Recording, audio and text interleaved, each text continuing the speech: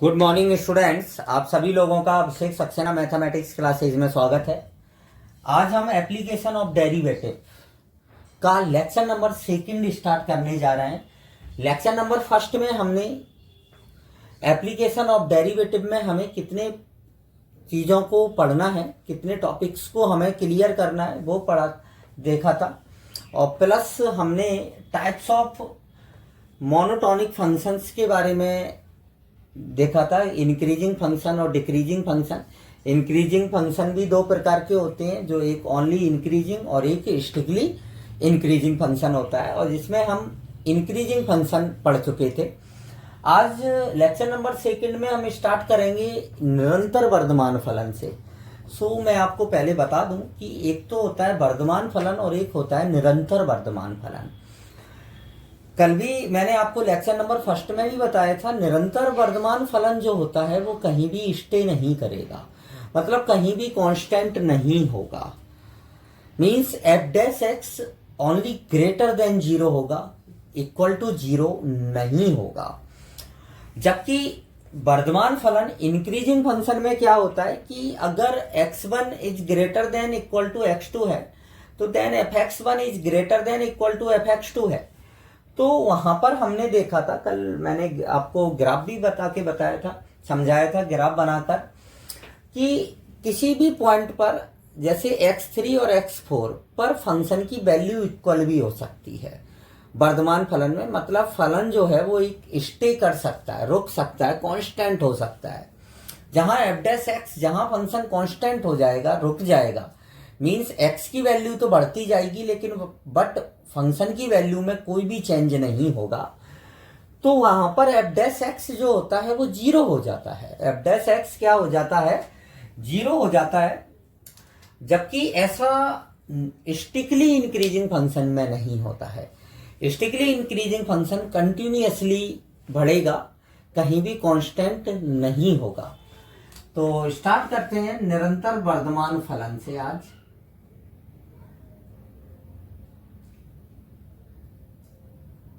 निरंतर वर्धमान फलन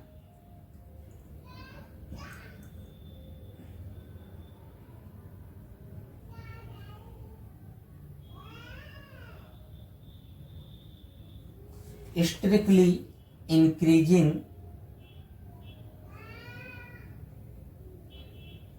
function. Strictly increasing function means कि x1 अगर ग्रेटर देन x, यदि x2 ग्रेटर देन x1 है तो fx2 भी ग्रेटर देन fx1 होगा। कैसा होगा? fx1 होगा। मीन्स फंक्शन स्टे नहीं करेगा। मैं यहां पर आपको एक ग्राफ के द्वारा भी समझाता हूं।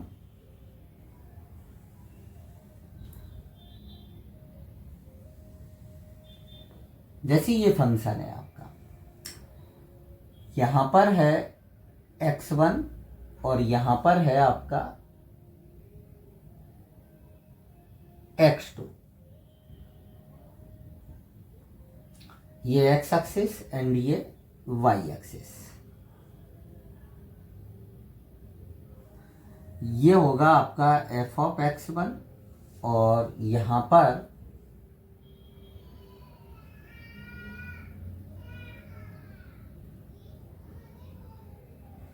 f ऑफ x2 होगा। मीन्स फंक्शन कहीं भी स्टे नहीं करेगा। फंक्शन कहीं भी स्टे नहीं करेगा। अगर आप एक टेंजेंट इस पर ड्रॉ करते हैं, जैसे एक स्पर्श रेखा आप खींचते हैं, तो आप देख सकते हैं कि जो एंगल होगा थीटा वो लेस देन π/2 होगा। जो एंगल थीटा होगा वो किस क्वाड्रेंट में होगा? फर्स्ट क्वाड्रेंट में बिलोंग करेगा। तो टेन थीटा, मतलब थीटा 0 से π/2 में होता है, तो टेन कैसा होता है? ग्रेटर देन 0 होता है फर्स्ट क्वाड्रेंट में। यहाँ पर कल मैंने आपको फर्स्ट प्रिंसिपल के बारे में बताया था डेरिवेटिव के। तो फर्स्ट प्रिंसिपल के अकॉर्डिंग एफ डैश एक्स जो होता है उसको हम क्या लिखते हैं कि limit H tending towards zero F of X plus H minus F of x और अपॉन में क्या आता है एच। अब यहां पर आप देख सकते हैं कि x plus H greater than x है। x प्लस एच जो है वो ग्रेटर देन क्या है x है, तो f of x plus H जो होगा वो भी ग्रेटर देन क्या होगा एफ एक्स होगा। ग्रेटर देन क्या होगा आपका एफ एक्स होगा। सो हम ये वैल्यू जब इससे बड़ी होगी तो निश्चित बात है एफ डैश एक्स जो आएगा वो आपका कैसा आएगा ग्रेटर देन जीरो आएगा। तो निरंतर वर्धमान के लिए कंडीशन होती है कि एफ डैश एक्स केवल और केवल ग्रेटर देन जीरो होगा, इक्वल टू जीरो नहीं होगा। बट मैं आपको बता दूं कि आपकी जो बुक में जो क्वेश्चंस हैं उनमें मोस्टली क्वेश्चंस में उसमें निरंतर वर्धमान और वर्धमान को अलग अलग कंसीडर नहीं किया गया है, सीधा सा ही एक ही कंडीशन यूज की गई है F dash X is greater than equal to zero. But दोनों में डिफरेंस होता है, निरंतर वर्धमान अलग होता है और वर्धमान अलग होता है। कॉमन पार्ट ये होता है दोनों बढ़ते हैं और वो स्टे करता है, कर भी सकता है, और ये स्टे नहीं कर सकता है, रुक नहीं सकता है। तो ये आपका होता है निरंतर वर्धमान फलन, स्टिकली इंक्रीजिंग फंक्शन। सो आप इसको नोट करें।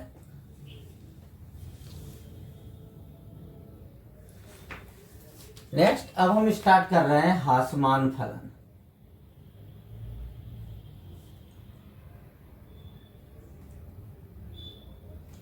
हासमान फलन, हासमान फलन होता है आपका decreasing function.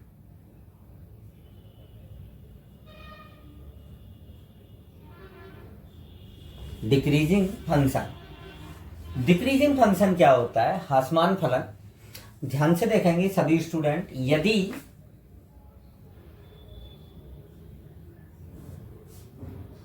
x1 is less than equal to x2 तो fx1 जो होगा वो ग्रेटर देन इक्वल टू होगा f ऑफ x2 से। मतलब लोअर इनपुट और हायर आउटपुट, x1 x2 से छोटा है बट x1 पर फलन का जो मान है वो x2 पर फलन के मान से ज्यादा है। मतलब आपने इनपुट कम डाला और आउटपुट आपको कैसा मिला, ज्यादा मिला। तो ऐसे फंक्शन को हम डिक्रीजिंग फंक्शन कहते हैं। मींस x की वैल्यू जैसे जैसे आप इंक्रीज करेंगे वैसे वैसे फलन की वैल्यू जो होगी, फंक्शन की वैल्यू जो होगी वो डिक्रीज होती जाएगी। कैसी होती जाएगी, डिक्रीज होती जाएगी। चलो अब हम एक ग्राफ के द्वारा इसको समझने की कोशिश करते हैं। ध्यान से देखेंगे सभी स्टूडेंट।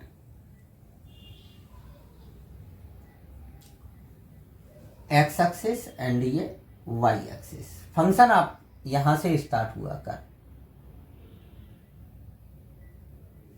ये गया,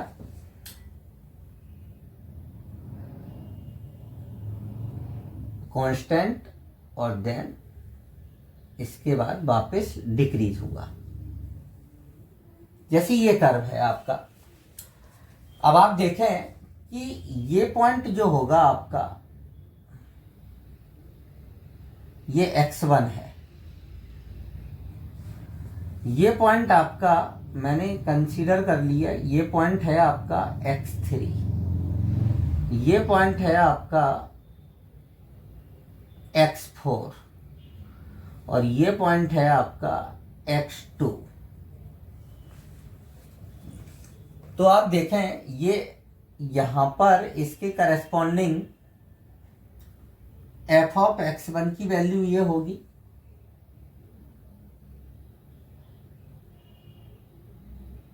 इन दोनों पॉइंट्स पर फंक्शन की वैल्यू जो होगी वो इक्वल होगी। और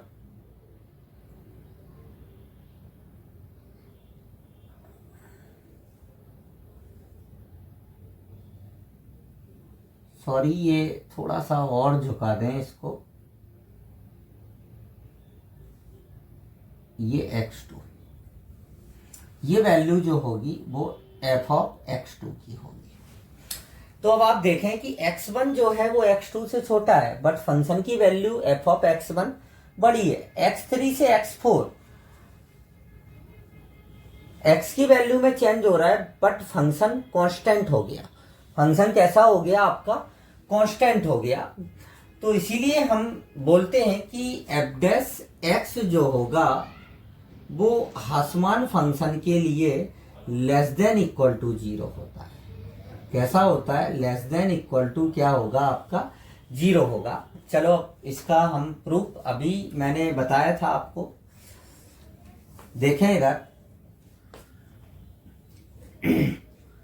कि F dash X equal to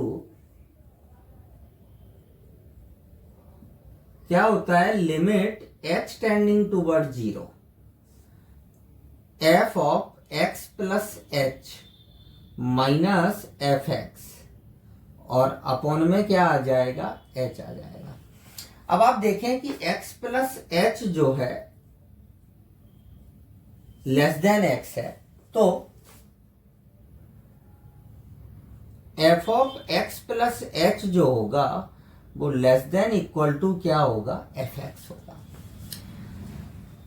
तो ये इसके से छोटा भी हो सकता है और ये इससे बराबर भी हो सकता है। अगर ये छोटा है तो ये बड़ा है, और बड़ी संख्या नेगेटिव है, अगर घटाएंगे तो क्या मिलेगा? Negative sign. और अगर इक्वल होंगे तो आपको क्या मिल जाएगा? 0 मिल जाएगा। सो यहां से आपकी कंडीशन आती है कि F dash X is less then 0। हमेशा याद रखना है आपको। जैसे इसी का मैं एक ग्राफ और बना रहा हूं आपके सामने, छोटा सा ग्राफ बना रहा हूं।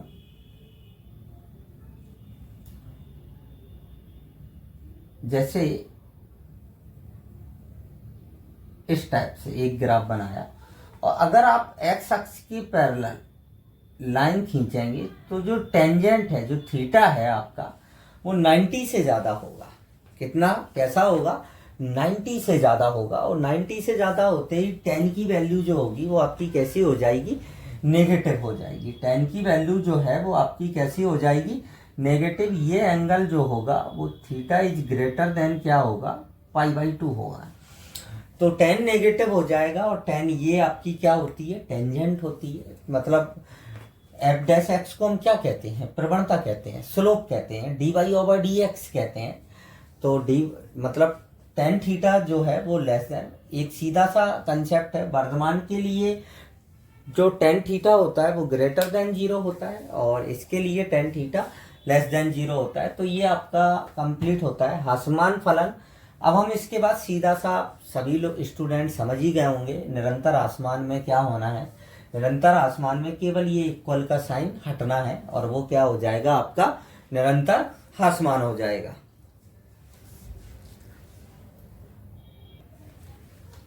निरंतर आसमान फलन।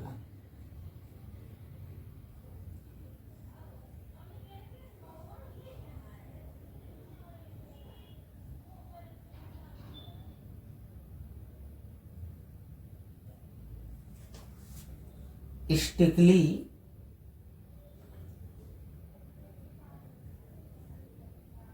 Decreasing function.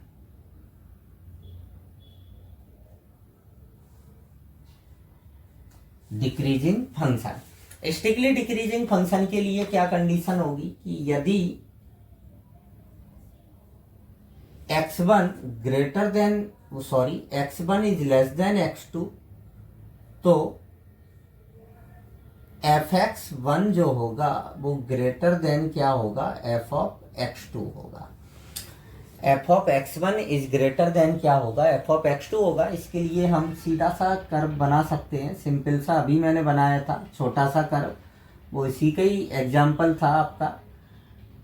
जैसे सीधा फंक्शन आपका डिक्रीज होगा, ये आपका क्या हो जाएगा? x1, और ये हो जाएगा आपका x2। ये यहां पर आ जाएगा f ऑफ x1, और यहां पर आ जाएगा आपका f ऑफ x2 आ जाएगा। सो आप देख सकते हैं, और सीधा सा इसके लिए जो कंडीशन होती है वो एफ डैश एक्स जो होगा वो केवल और केवल लेस देन 0 होगा, इक्वल टू 0 नहीं होगा। सो सभी स्टूडेंटों को मोनोटोनिसिटी समझ में आ गया होगा कि वर्धमान फलन और ह्रासमान फलन क्या होते हैं, इनमें निरंतर वर्धमान और वर्धमान में क्या डिफरेंस होता है। सो सभी स्टूडेंट्स को क्लियर हो चुका होगा। अब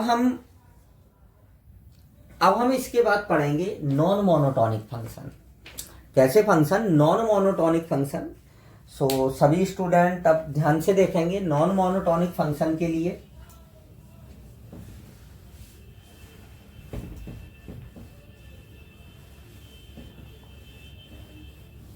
नॉन मोनोटोनिक फंक्शन,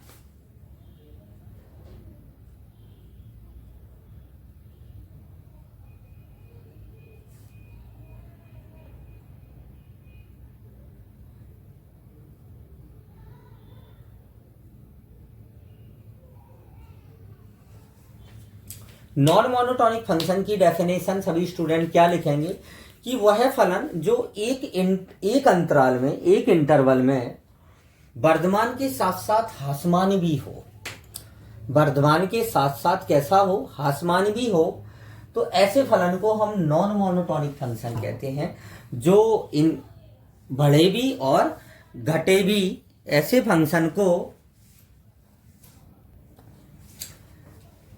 जो एक ही इंटरवल में कभी तो वर्धमान हो और कभी ह्रासमान हो, तो ऐसे फंक्शन को हम क्या कहते हैं? नॉन मोनोटोनिक फंक्शन कहते हैं। तो सभी स्टूडेंट डेफिनेशन लिख लेंगे। अब मैं इसको एक आपको ग्राफ के थ्रू मैं आपको बता ही देता हूं कि क्या होता है फंक्शन, नॉन मोनोटोनिक फंक्शन।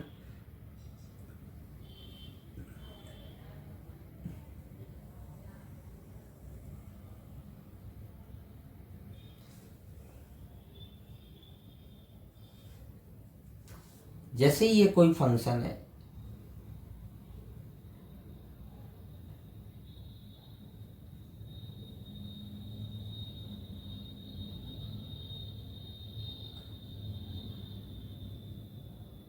ये इस टाइप से,